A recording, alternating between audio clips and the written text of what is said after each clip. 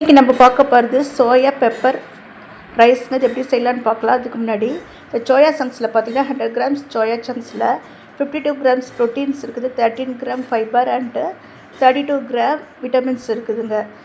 சைவ உணவு உட்கொள்கிறவங்களுக்கு இது மட்டன், பால், எக் அளவுக்கு இதில் ப்ரோட்டீன்ஸ் அதிக அளவில் இருக்குதுங்க. இது எப்படி செய்யலான்னு பார்க்கலாம். ஒரு கடாயில் 1 டீஸ்பூன் ஆயில், 1/2 டீஸ்பூன் மிளகு, 1/2 டீஸ்பூன் சோம்பு, 10 பல் பூண்டு, 1 இன்ச் அளவுக்கு இஞ்சி கட் பண்ணி அடுப்பை சிம்மில் வச்சுட்டு நல்லா ஃப்ரை பண்ணிடலாம். தண்ணி ஊற்றாமல் இதை அரைச்சி எடுத்து வந்துடலாம். இப்போ ஒரு கடாய் வைங்க. தாராளமாக 4 டேபிள் ஸ்பூன் ஆயில் ஊற்றுங்க. 1/2 டீஸ்பூன் கடுகு, 1/4 டீஸ்பூன் ஜீரகம் நல்லா பொரியட்டுங்க.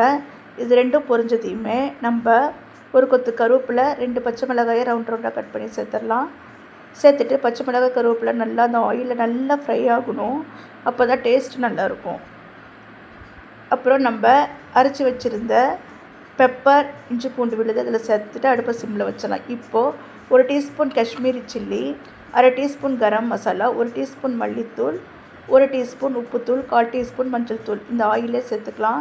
நான் ஏற்கனவே 100 கிராம் சோயாவை நல்லா நான் தண்ணியில் சுடு தண்ணியில் போட்டு நல்லா பிழிஞ்சு எடுத்துருக்கிறேன். இப்போ அது சேர்த்துடலாம். ஒரு சொட்டு தண்ணி கூட இருக்கக்கூடாதுங்க.